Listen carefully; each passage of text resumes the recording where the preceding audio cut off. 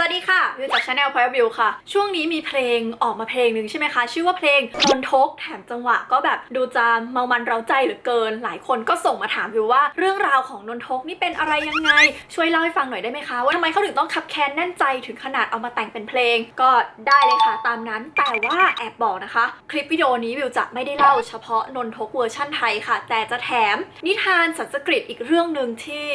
เรียกได้ว่าแอบเอาช่วงดราม่าระดับเทพเนี่ยแทรกเข้าไปตรงกลางนะเป็นนิทานที่คล้ายเรื่องนนทกมากแต่เป็นเวอร์ชั่นอินเดียค่ะถ้าสนใจแล้วนะคะก็ไปฟังนนทกของไทยจากเวอร์ชั่นบทละครเรื่องรามเกียรติ์พระราชนิพนธ์ในพระบาทสมเด็จพระพุทธยอดฟ้าจุฬาโลกมหาราชกันก่อนดีกว่าค่ะ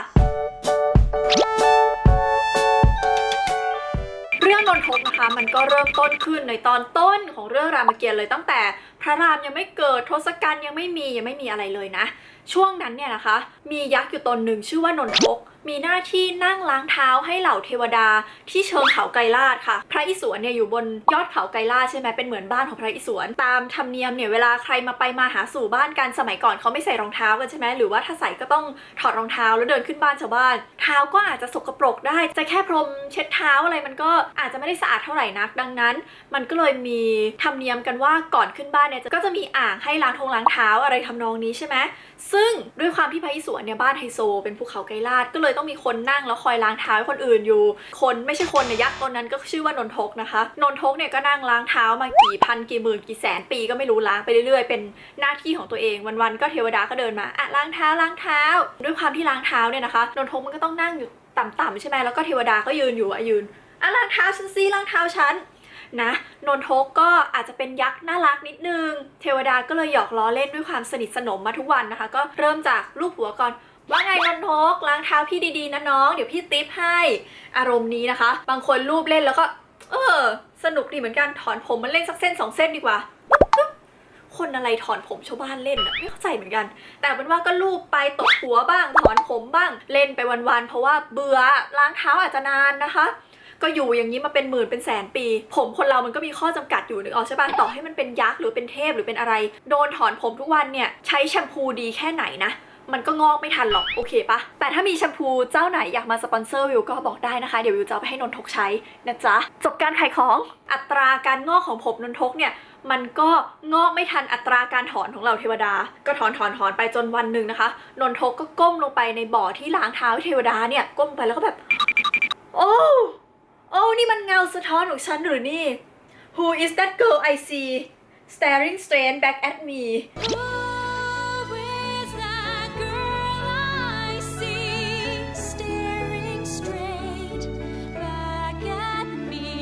เหมือนมู่หลานเป๊ะแต่มู่หลานนี่มองเข้าไปแล้วแบบแต่งสวยแบบนี่มันสวยเกินไปไม่ใช่ฉันใช่ไหมแต่ว่านนทกส่องลงไปแล้วแบบนี่ฉันเหรอทำไมหัวฉันล้านโอ้ยผมฉันหายไปไหนหมดแต่ก่อนผมฉันเคยดกดำหล่อเหลาเป็นยักษ์หนุ่มผู้หล่อเหลานี่คืออะไรทำไมหัวฉันล้านขนาดนี้นนทกรับสภาพตัวเองไม่ได้ค่ะพอรับสภาพตัวเองไม่ได้ก็แบบเจ็บแค้นคือโกรธโทษชันใยร้องไห้ฟูมฟายเห็นคนอื่นขึ้นไปเฝ้าพระอิศวรแล้วก็ได้พออะไรลงมาเยอะแยะเต็มไปหมดแล้วฉันเนี่ยอยู่ตีนเขาพระอิศวรล้างเท้าให้คนขึ้นไปหาพระอิศวรทุกวันนี้ฉันขึ้นไปหาเองดีกว่าว่าแล้วนะคะนนทกก็ขึ้นไปหาพระอิศวรแล้วก็ไปร้องไห้ฟูมฟายบอกว่าพระอิศวรข้าได้รับใช้ท่านมากี่แสนกี่หมื่นกี่ล้านปีแล้วก็ไม่รู้คนอื่นมาแล้วก็ได้พรไปข้าได้รับใช้ท่านใกล้ชิดที่สุดข้าไม่เคยได้อะไรเลยขออะไรบ้างสิพระอิศวรเนี่ยด้วยความที่สงสารนนทกก็แบบมันก็รับใช้เรามานานแล้วนะทำไมเราไม่เคยให้อะไรมันเลยนนทกอยากได้อะไรขอมาเดี๋ยวจัดให้นนทกก็เลยบอกว่า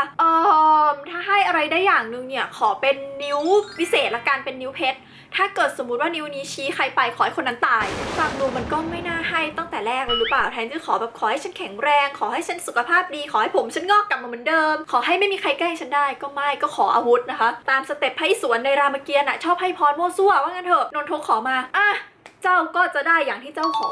ตอนนี้นนทกก็เลยมีนิ้วเพชรซึ่งชี้ไปที่ใคร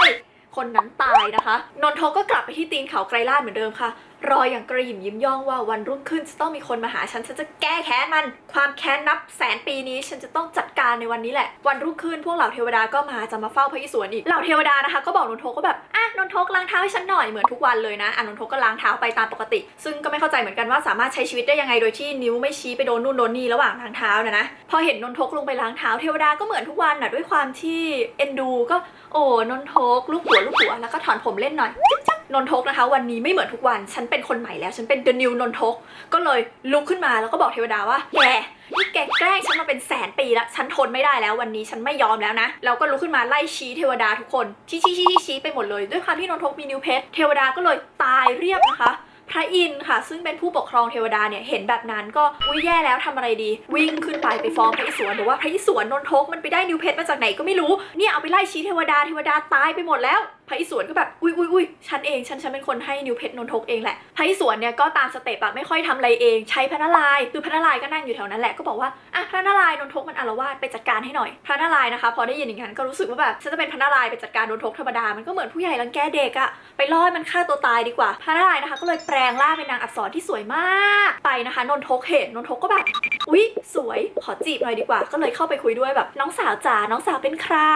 ไหนมาเป็นแฟนพี่เธอนะคะพระนารายณ์ก็บอกว่าอะไรมาจีบอะไรเนี่ยฉันชื่อสุวรรณอับสรเป็นข้ารับใช้ของพระอิศวรเป็นนางรำถ้าอยากจีบฉันจริงๆอะนะจริงๆก็ไม่ควรมาทำรุ่มร่างกับฉันหรอกแต่ถ้าอยากจีบฉันจริงๆอะฉันไม่ชอบคนที่ไม่เหมือนกันคือฉันเป็นนางรำอะนะคนที่จะมาอยู่กับฉันได้ก็ต้องรำคู่กับฉันได้คือแบบเหมือนรำคู่กันจะได้แบบเวลาไปเดทก็ไปรำกันสวยงามแฮปปี้นะพิสูจน์ให้ดูหน่อยว่ารำเป็นเดี๋ยวฉันจะรำให้ดูเป็นท่าแม่บทสวยงามเทพนมปฐมพรมสีหน้าสอดสร้อยมาลาเฉิดฉินอะไรประมาณนี้นะรำตามฉันถ้าเธอรำตามได้ทุกท่านะฉันยอมเป็นแฟนเธอเลยนนทกนะคะก็ชอบผู้หญิงไงเป็นเจ้าชู้ยักษ์กันนึกออกปะก็ยอมนะคะทำตามทุกอย่างก็พระนารายณ์ก็รำไปอาเทพนมปฐมพรมสีหน้าสอดสร้อยมาลาเฉิดฉินกวางเดินดงหงบินกินนรีลอดถ้ำอัมภัยอะไรก็อย่ารำไปยาวอย่าไปจนกระทั่งถึงท่าหนึ่งค่ะชื่อว่าท่านาคาม้วนหางท่าเนี้ยมันมีลักษณะเป็นแบบมีชี้อะไรทำนองนี้นะซึ่งมันมีช็อตหนึ่งที่มันชี้อย่างเงี้ยชึบลงไปที่ขาของตัวเองนนทกก็ทำตามมาทุกท่าดิด้วยความอยากจีบสาวก็รำเพลินจึ๊บชี้ตามพระนารายณ์โช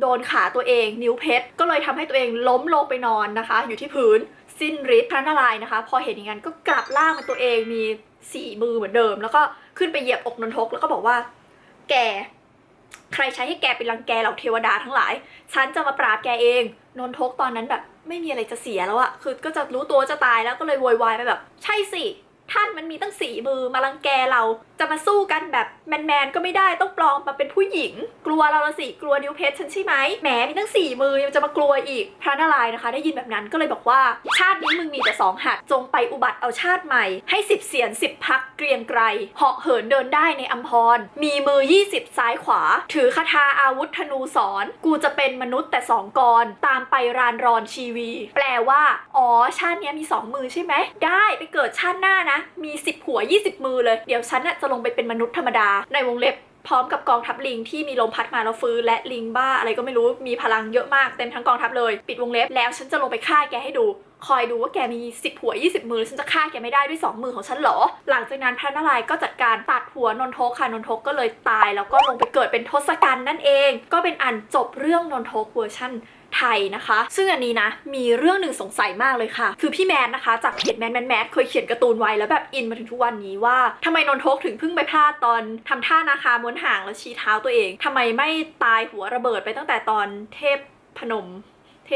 มมันก็ชี้ทะลุคางขึ้นไปแล้วนั่นนะก็ไม่เข้าใจเหมือนกันนะคะเอาเป็นว่าเรื่องนนทกแบบไทยนะคะก็จบตรงนี้นี่แหละค่ะทีนี้อยากรู้ไหมคะว่ามันมีนิทานอะไรที่คาดว่าเป็นแรงบันดาลใจให้เกิดเรื่องนี้มันเป็นเรื่องของพระนารายณ์ที่อยู่ในวรรณคดีสันสกฤตถ้าไปอ่านรามายณะเล่มๆเนี่ยนะก็จะเห็นว่าเรื่องนนทกเนี่ยไม่ได้ปรากฏอยู่ในรามายณะเลยอันนี้เป็นเรื่องที่มีอยู่ในรามเกียรติ์นะคะคาดว่าจะได้แรงบันดาลใจมาจากนิทานสันสกฤตเวอร์ชันนึงค่ะเป็นเรื่องของนางอักษรโมหินีอันเมื่อกี้ชื่อสุวรรณอักษรนะแต่ว่านางอักษรโมหินีเนี่ยถือว่าเป็นร่างอวตารของพระนารายณ์ที่ชอบอวตารลงมาเป็นผู้หญิงพระนารายณ์นี่แต่งหญิงหลายรอบนะคะก็มีครั้งที่เคยเล่าไปแล้วก็ตอนกวนเกษียณสมุทรใช่ไหมที่พระนารายณ์มาเป็นนางอักษรโมหินีแล้วก็มาล่อเราอสูรทั้งหลายให้ออกไปจากน้ำอมฤตนะคราวนี้ก็เป็นอีกครั้งหนึ่งค่ะที่พระนารายณ์จะอวตารมาเป็นผู้หญิงคือมีอสูรอยู่ตนหนึ่งชื่อว่าพัสมาสูรซึ่งก็เหมือนอสูรทั่วไปอะค่ะก็ชอบบำเพ็ญตบะนู่นนี่นั่นเพื่อขอพรจากพระอิศวรแล้วพระอิศวรก็จะให้ทุกรอบไม่รู้ทำไมนะคะรอบนี้อสูรตัวนี้ก็ไปบำเพ็ญตบะอะไรแล้วก็ขอพรค่ะพระอิศวรก็ถามว่า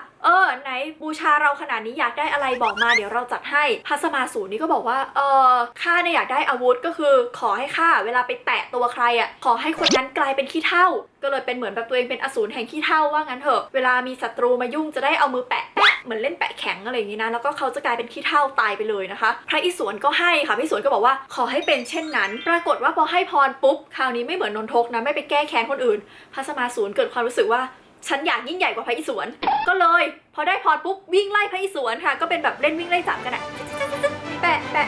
นะเหมือนเล่นวิ่งไล่จับกันไปเรื่อยๆพระอิศวรก็วิ่งหนีกระจัดกระจายเพราะว่าฉันเป็นคนให้พรเองถ้ามันแตะได้ฉันก็กลายเป็นขี้เถ้าเหมือนกันโชคดีของพระอิศวรค่ะที่พระนารายณ์เนี่ยมาช่วยพระนารายณ์ก็เหมือนเรื่องนนทกเลยค่ะพระนารายณ์แปลงร่างลงมาเป็นสาวสวยเป็นอักษรโมหินีซึ่งก็ถ้าจากประวัติที่บอกว่าตอนกวนน้ำอมฤตอสูรทั้งฝูงวิ่งตามเนี่ยนะพระสมาสูรก็ไม่รอดหรอกก็ชอบมากก็เข้ามาจีบเหมือนกันแบบว่าน้องชื่ออะไรน้องสวยมากแต่งงานกับพี่เถอะนะมาถึงขอแต่งงานเลยนะคะซึ่งนางอักษรโมหินีนี่ก็เหมือนพระนารายณ์ในเวอร์ชันนนทกเลยก็บอกว่าข้าเป็นนางรำถ้าสมมติว่าอยากแต่งงานกับข้าก็ต้องรำตามข้าให้ได้ก็รำนู่นรำนี่ไปจนถึงท่าหนึ่งมันก็เป็นท่ารำอินเดียจะไม่เหมือนท่ารำไทยนิดนึงนะมันก็จะมีการทำท่านู้นทำท่านี้ไปเรื่อยจนกระทั่งถึงท่าหนึ่งค่ะเป็นท่าที่แบบเป็นท่าประมาณนี้แตะหัวตัวเองแปะนะคะพระสมาสูรก็ทำตามแล้วก็แตะหัวตัวเองปุ๊บตัวเองก็เลยกลายเป็นขี้เถ้าแล้วก็พ่ายแพ้จากไปค่ะแต่ว่าบางเวอร์ชันก็บอกว่าไม่ใช่ให้รำตามบางเวอร์ชันก็บอกว่าให้สาบานซึ่งท่าสาบานแบบอินเดียสไตล์ในยุคสมัยนั้นหรืออะไรก็ไม่รู้นะเป็นท่าที่แบบว่าต้องแตะหัวตัวเองเพื่อสาบานนะคะก็เอาเป็นว่าสุดท้ายพระสมาสูรก็กลายเป็นขี้เถ้าแล้วก็ตายไปค่ะนี่ก็น่าจะเป็นนิทานที่เป็นแรงบันดาลใจให้แก่เรื่องนนทกนะคะหวังว่าทุกคนจะเก็ตเรื่องราวของนนทกมากขึ้นแล้วก็อินกับเพลงที่มันเพิ่งออกมาได้มากขึ้นนะคะซึ่งคลิปนี้เขาไม่ได้จ่ายนะคะแต่ว่ามีคนถามมาเยอะจริงๆนะจ๊ะถ้าใครชื่นชอบคลิปนี้นะคะก็อย่าลืมกดไลค์เป็นกำลังใจให้วิวนะคะแล้วก็กดแชร์เพื่อชวนเพื่อนๆมาดูด้วยกันค่ะใครแชร์แล้วอยากเป็นแชร์แรกคอมเมนต์บอกด้วยนะว่าแชร์แรกค่ะนะหรือแชร์แรกครับก็ได้นะคะเดี๋ยวจะหาว่าเหยียดเพศกลัวว่าจะพลาดคลิปวิดีโอใหม่ๆนะคะอย่าลืมกดปุ่ม subscribe ค่ะ subscribe เสร็จแล้วกดปุ่มกระดิ่งเล็กๆด้วยนะคะมันจะได้แจ้งเตือนทุกครั้งเลยที่วิวอัพคลิปใหม่ค่ะไม่อยากพลาดข่าวสารต่างๆซึ่งบางครั้งวิวก็จะมาแจกของเล่นเกมพูดคุยสอบถามความเห็นอย่าลืมกดไลค์แฟนเพจ Point of View นะคะแล้วก็สามารถติดตาม Twitter Point of View หรือว่า Instagram Point of View ได้เช่นกันขึ้นไว้ให้แถวนี้หมดแล้วนะจ๊ะฝากร้านนานมากดังนั้นวันนี้ลาไปก่อนค่ะบ๊ายบายสวัสดีค่ะนี่แหละค่ะมันเลยเป็นปัญหาเวลามีคนมาถามว่ารามเกียรติ์เป็นของไทยหรือเปล่าเพราะว่ารามเกียรติ์ก็ไม่ได้เหมือนรามายณะ 100% เก็ตปะเนี่ย